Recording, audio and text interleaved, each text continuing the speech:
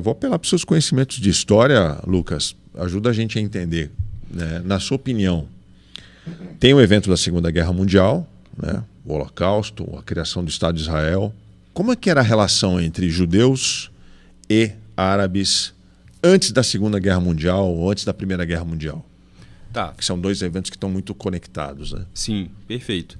Se nós olharmos durante o Império Otomano, se nós olharmos em outros momentos da história, nós tínhamos vários povos ali naquela região que sempre mantiveram relações de paz, de cordialidade, de comércio excelentes. E aqui eu estou falando de étnica nacionalmente, não estou falando de questão religiosa. Mas grupos judeus dos mais diversos tipos, porque não existe só um tipo de grupo judeu. Só para situar, aquela região onde está hoje, Palestina, Israel, era Império Otomano. Isso, exatamente. Não existiam esses países. Não existia nenhum desses países. Iraque, Síria, Líbano, nada disso existia. Existiam, obviamente, agrupamentos políticos, famílias, né, e formas de organização que tinham mais ou menos um aspecto étnico, às vezes religioso, mas não necessariamente. Então o foco aqui vai ser mais em como isso foi transformado depois no aspecto nacional, da nacionalidade. Se a gente volta, na verdade, então, para o fim do Império Otomano, isso vai acontecer depois da Primeira Guerra Mundial. Quem que vai ocupar aqueles territórios ali todos de onde era o Império Otomano, basicamente? França e Reino Unido. E aí começa o processo, portanto, de colonização dessa região, com os chamados mandatos que a Liga das Nações aprovou e disse que eram os europeus que deveriam ocupar esses lugares para levar civilização, para levar estabilidade, para levar democracia, o papinho que a gente conhece, né? Que é a justificativa colonial para ocupar esses lugares. O que a gente teve na prática foi que começou-se, portanto, a partir desse final do século XIX, começo do século XX, essa ideia de nação ser constituída a partir desses grupos. Antes não existia essa ideia de que nação e território vão andar juntas e, portanto, eu preciso de um Estado. Todos ali viviam dentro de um contexto e se davam muito bem. Desculpa. Só que aí... Você está falando dos povos árabes ali? Dos povos árabes, do povo judeu. Não tinha muita briga entre eles? Eles tinham uma relação amistosa? Durante o Império Otomano, muitos desses grupos tinham relações muito amistosas. Eles eram, inclusive... Claro, você vai ter dissidência, você vai ter conflitos. Isso, naturalmente, existe em sociedades que têm grupos políticos. Igual a gente tem aqui, igual tem nos Estados Unidos, em qualquer lugar. Mas não existia esse aspecto da negação do outro a partir da lógica da identidade. Ou seja, eu tenho que eliminar o outro, aquele território é só meu, então tudo isso é só meu, eu tenho um destino manifesto, eu mereço esse lugar porque ele é divino. Quem vai criar essa ideia de que aquele é um lugar predestinado e tudo mais vai ser o excepcionalismo judaico. Na verdade, nem só do judaico, mas sionista. Que vai ser esse grupo que vai criar essa lógica, essa ideologia de que aquele território lá ele é natural por Deus, por questões religiosas, pela Torá, não sei mais onde, e que aquele povo judeu é quem deve ocupar aquele lugar. Só que antes desse sionismo não existia isso. Essa é uma invenção do nacionalismo, dos nacionalismos exacerbados ainda, de ultranacionalismo. Não é à toa, de acordo com a ONU, o sionismo é equiparado a racismo, porque ele determina quais povos são superiores e quais não são. E, portanto, gera a lógica do que a gente tem, daquele apartheid, do genocídio que nós temos na Palestina. Esse sionismo, ele surge nessa região ou ele vem da Europa? Ótimo, muito bem lembrado. O sionismo, na verdade, é uma invenção de judeus europeus que vão criar essa lógica, essa ideologia, essa forma de pensar para legitimar e justificar a ocupação daquele território para criar o seu Estado. Aquele espaço que está ali no Oriente Médio, por Deus já é nosso, já estava escrito, algo assim. E se nós somos os escolhidos por Deus, a gente pode fazer o que a gente quiser, basicamente. Então, quando a gente teve essa separação lá na Primeira Guerra Mundial, esses grupos começaram a ganhar força. E os britânicos que ocupavam a região, ocupavam inclusive o hotel King David, onde eles ficavam lá em Jerusalém, eles dividiram, eles falaram com os árabes de um lado, falavam com os judeus de outro. Falaram com os árabes palestinos, por exemplo, não, vocês ganharão seus estados, autodeterminação dos povos, aquela discussão toda do começo do século XX. Do outro lado, chegava para os judeus e falava, não, mas o seu estado é garantido, imagina, jamais eu vou deixar de cooperar com você. Só que o que aconteceu na prática? Essa defesa dos dois lados saiu pelo tiro pela culatra. Os dois lados começaram a se atacar, justamente porque agora eles usavam esse elemento como elemento de negação do outro. E aí vem um outro problema. Os judeus e os árabes passam a usar de táticas que hoje são consideradas terroristas. Os judeus que criaram o Estado Árabe, que vão criar Israel, usavam de táticas terroristas? Sim.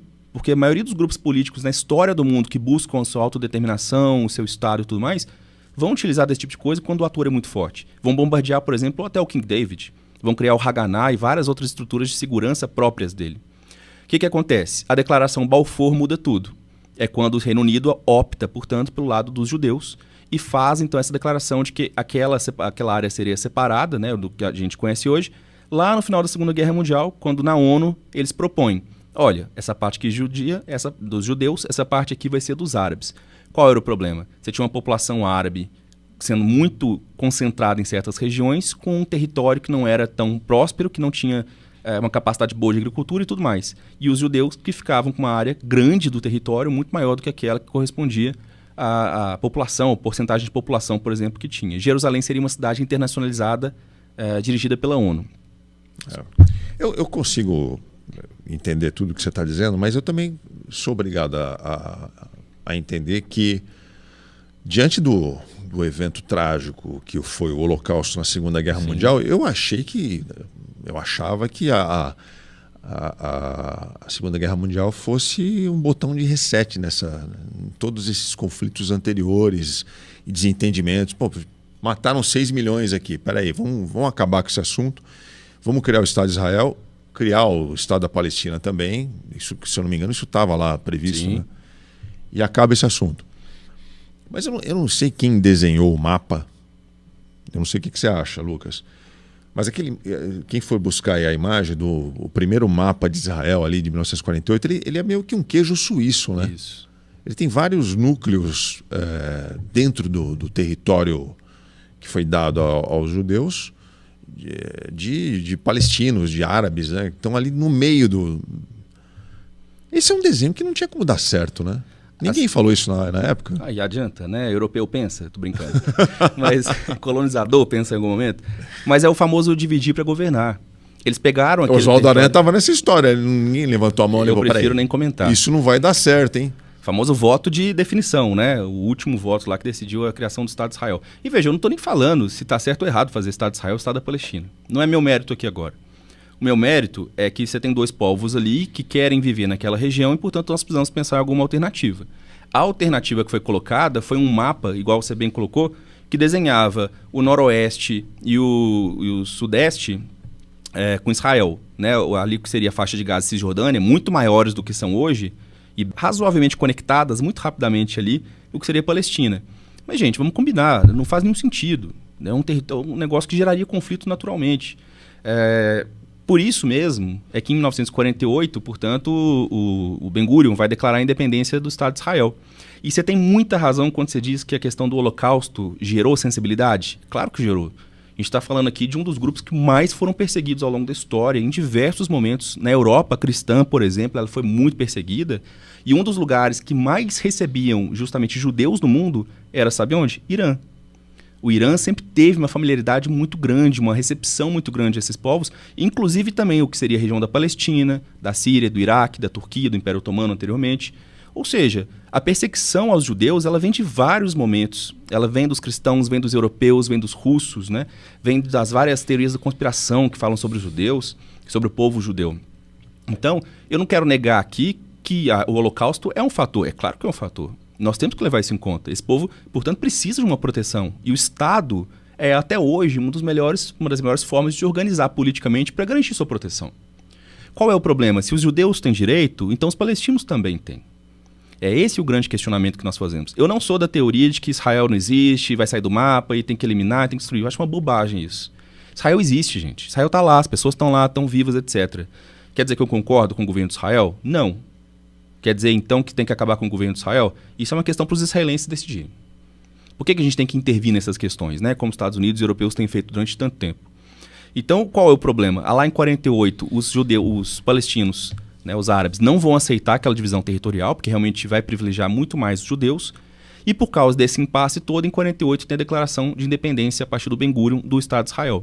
Só que ali começa justamente o que a gente chama da primeira Nakba, que é quando esse grupo de sionistas vão justamente entrar nessa lógica de superioridade racial, o que a gente sabe que não existe, né, dizendo que os judeus são destinados a ocupar aquele lugar, que é deles aquele lugar, que Deus quis aquele lugar e, portanto, ninguém mais pode ocupar.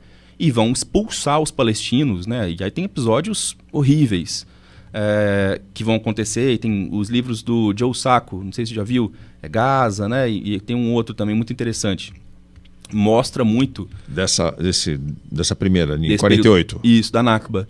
Que é a expulsão, que nada mais é do que limpeza étnica. Né? Já você começa a tirar as pessoas do seu lugar, assassinando muitas dessas pessoas e expulsando elas. Mas como é que eles conseguiram, Lucas? Porque eram, se eu não me engano, 9 países árabes tentando arrancar Israel dali na marra.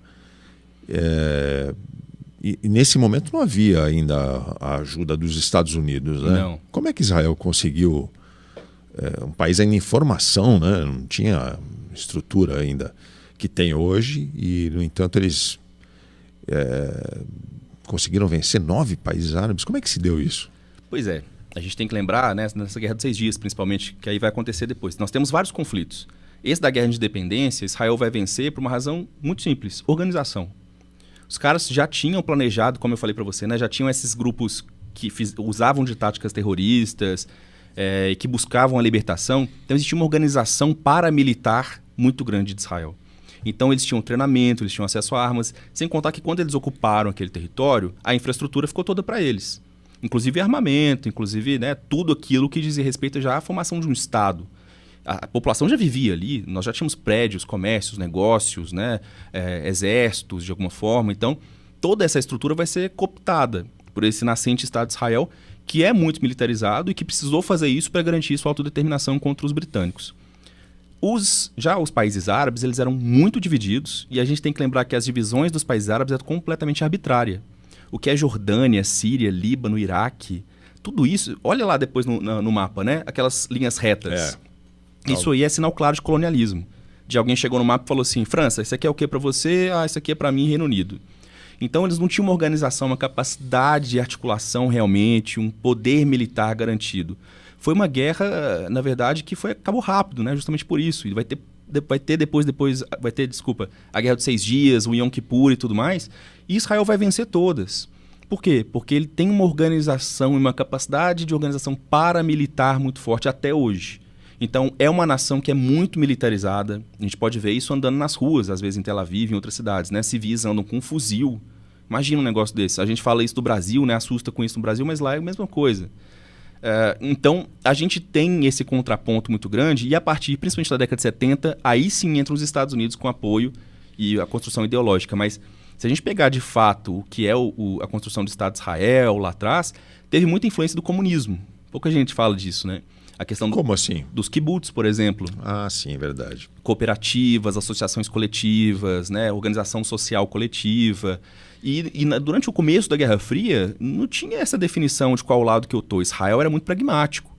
Eu vou ficar quietinho na minha e garantir minha sobrevivência.